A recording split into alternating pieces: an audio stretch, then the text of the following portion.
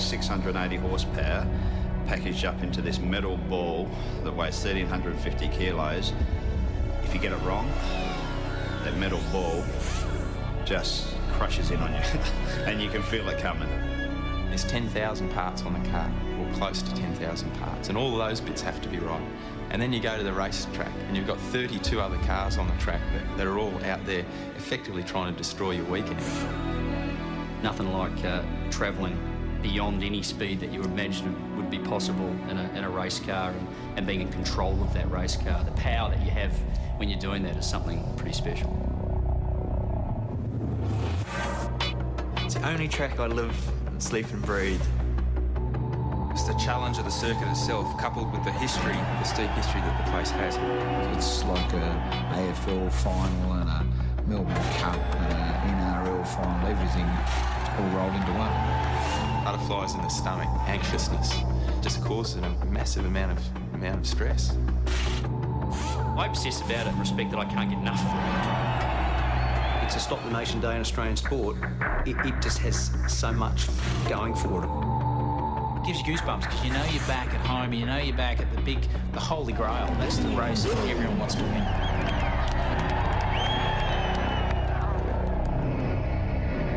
And off we go for Australia's greatest race.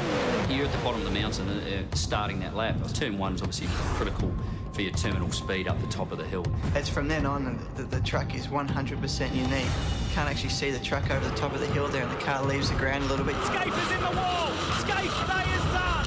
Approaching turn 2 at whatever speed it is, it's quick. Be a nice smooth exit, use all the curb, brush the wall and with the mirror on the left.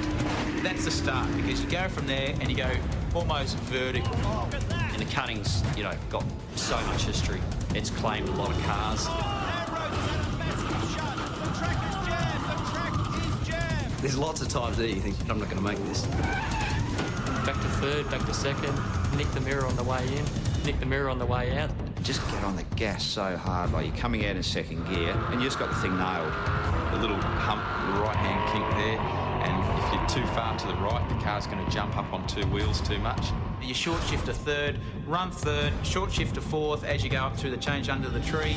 Fourth gear, dropping down into Reed Park. Sometimes you can get over that crest flat, sometimes you can't. Come down into a dip and they call it the grate. You aim straight for that. Problem that is there's a wall right next to it about a foot away. And that is just unbelievable. I mean, the amount of times over the years that you think, oh, I'm going to hit this fence on the outside. That's my favourite corner in the country. The flow through there, the loads on the car, the lack of load on the car as you go through Thorney Park. And then, of course, you get to Skyline and you go, oh, crap.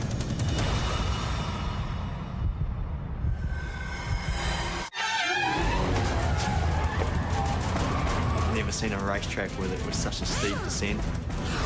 As you approach the S's, you take a big chunk of curve on the left, turn right and keep it nice and close back to second gear.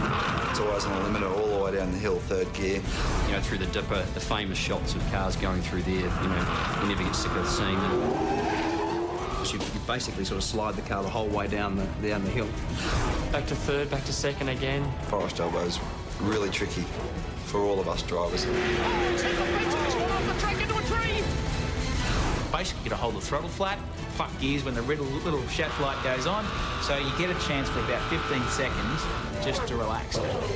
It's the one place of the track you don't want it to go wrong. Oh, big trouble. Fastest corner in the world for touring cars. So when you turn in there flat out in sixth gear, it's fantastic. 300 kilometres an hour.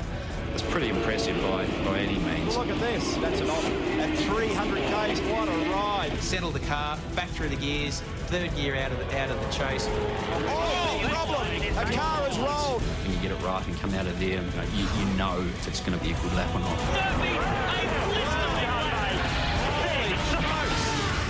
That is insane. It's an incredible place. Stephen Richards, Greg Murphy wins the skate. Sensation of Murphy and Kelly. They get two in a row. Well done. Great drive. In the waiting. It's an amazing racetrack.